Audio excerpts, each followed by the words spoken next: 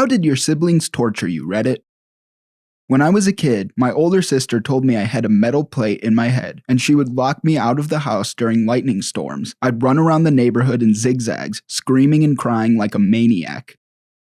When I was a kid, me and my older brother had bunk beds. He slept on the top bunk, I slept on the bottom bunk. He created this game called Heads, where he would hit his head against the wall, and I would have to hit mine harder. We'd play a few rounds of it every night, and for some reason he would always crack up when I had my turn. I learned a few years ago that he would just punch the wall for his turn.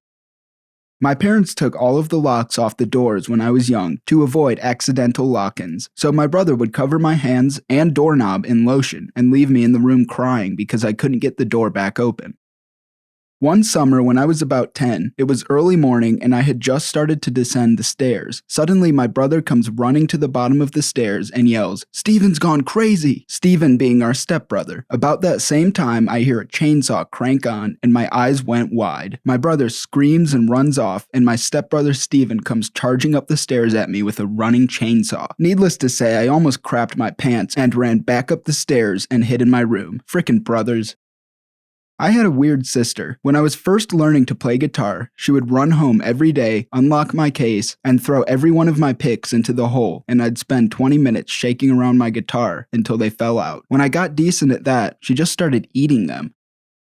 My little sister is a master of torture. Where to begin? I'll set the stage. It's late night, there is one bathroom in our tiny house, and it's impossible to move without making at least some noise. And because my mother refuses to shut her door when she sleeps, which was directly across from the bathroom, I have to carefully tiptoe to the bathroom without stepping on a dog in total darkness. Shut the door, turn on the light, do my business, wash my hands as quietly as possible, and then turn off the light before opening the door of the bathroom. Because if awakened by either light or noise, my mother will be livid. So my little sister took advantage of this. Every once in a while, not too often, not every night, but often enough that I was twitchy every night, until the night I would forget, and then she would strike again. My sister would wait for the sound of movement, tiptoe downstairs, and wait outside the bathroom door for me to open it in pitch black darkness, with my night eyes ruined by the bathroom light. All she would say was, "Boo!" Now that's not the end of it, because my panicked yells at being spooked in the darkness by my sister would inevitably wake up my mother, who would yell at both of us, and if we had neighbors, no doubt they would have heard. So, my sister would switch it up. Sometimes she would be waiting right outside the bathroom door. Sometimes she would be waiting around the corner, in the kitchen, or the pantry. Sometimes she would wait for me to pass her in the darkness and get me from behind, her hands gently placed on my shoulders in the dark. Sometimes she would be in my own closet, patient as a cat in the darkness. One time she was in my bed. Edit. My own mother Reddits. She saw this thread and was trying to talk to me about all the cute stories on it. I tell her about this post being mine, and she did a spit take and went, "That was you?" before laughing her butt off for about 5 minutes. She apparently never knew the full extent of the torture and assumed, as many of you did, that this was a teenage guy and his young child sister, as opposed to two teenage girls.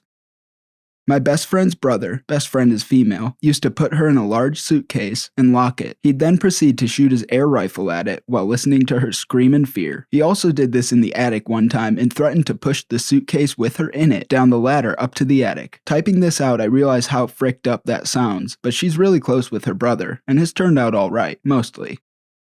My sisters and I used to play a game called Guess It Before It Hits You in the Head. In our 2-story house, there was an old school laundry chute. 2 of us would be at the bottom and 1 at the top. The person on top would hold something over the opening for a couple of minutes, then drop it, and the people at the bottom had to guess what it was before it hit them. My mom finally banned the game when my older sister threw an open bottle of Comet Cleaner at us, and I retaliated by peeing on my sisters. We had a lovely relationship.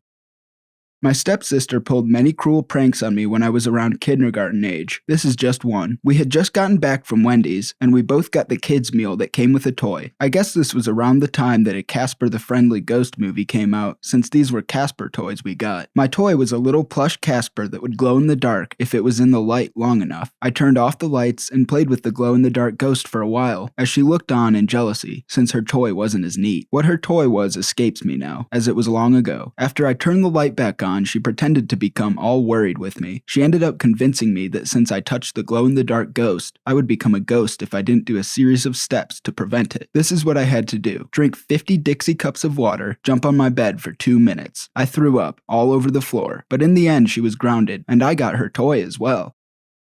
When I was young, my sister would babysit me. She would be at the sink, start the garbage disposal, and start screaming. I don't know if she was jamming food in there, but it would sound like her hand was actually being fricked up by the blades. While she was doing this, she would also coat her hand in ketchup or dyed corn syrup, acting as if she could barely reach the switch to turn it off and quiet down, sobbing, pulls out her hand, looks at her mangled fist, and screams bloody frickin' murder. Scared as crap, I would run away, and she would chase me around the whole house screaming at me, "I need a Band-Aid! Please, please help me! Help me! I need a Band-Aid!" 4 to 5-year-old me can barely even reach the fricking Band-Aids. Certainly not with some amputee monster after me. Scared the crap out of me.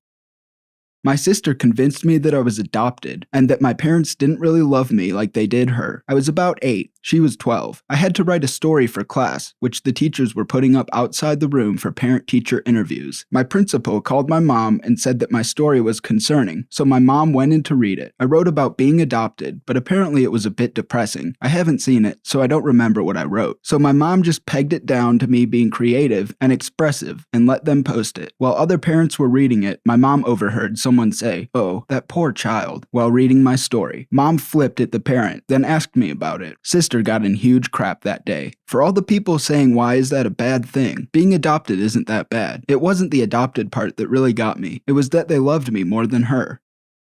When I was 5, my older brother and sister told me moths could sting you like wasps. I had no reason to question them. They're family. Flash forward 10 years in the future to me who still believed this fact. I was with friends and a moth entered the room. I may have had a little bit of a freak out and warned everybody of the approaching moth. Of course, this was met with weird looks and laughter. I'm still a little bit nervous around moths. My sister and I snuck down at about 2 a.m. on Christmas Eve/Christmas morning. We removed all of our younger brother's presents from under the tree. He was about 8 at the time. We replaced all of his presents with boxes that were expertly wrapped. We even took the handwritten tags from his real presents and put them on his fake ones. The fake ones were filled with charcoal briquettes and Q-tips. The coup de grace was also going into the other room and dumping out his stocking and replacing its contents with a Ziploc bag filled with Q-tips and charcoal briquettes. On Christmas morning, everyone was so excited to open their presents. Per the usual custom, my brother, since he was the youngest, got to open the first present. He got 2/3 of the way through opening the present and then just stopped. He quickly tore open a second present. Then with tears in his eyes, he ran from the tree room to the fireplace where the stockings were. He upended his stocking and couldn't stop bawling when he saw its contents. No matter how sorry my sister and I were, there was no forgiveness. We basically ruined Christmas. Luckily, my brother and I are best friends now. Edit. Don't worry, his Christmas was only ruined for a minute or so. The presents were all behind the couch. My siblings still jokingly refer to me as the Christmas Grinch or the Christmas Jerk, which I think is funny because I believe it was my sister's idea originally. I guess it's because I am the oldest. They convinced me any siren was the police coming to take me to an orphanage. Anytime I would be playing outside at my friend's house and I hear any siren in the distance, I'd run home crying and hide under the bed. My brother and I fought like cats and dogs. One time he cut off the ears of my favorite stuffed animal, so I went and spread butter all over his entire pillow. When he went to bed that night, he put his face right in it.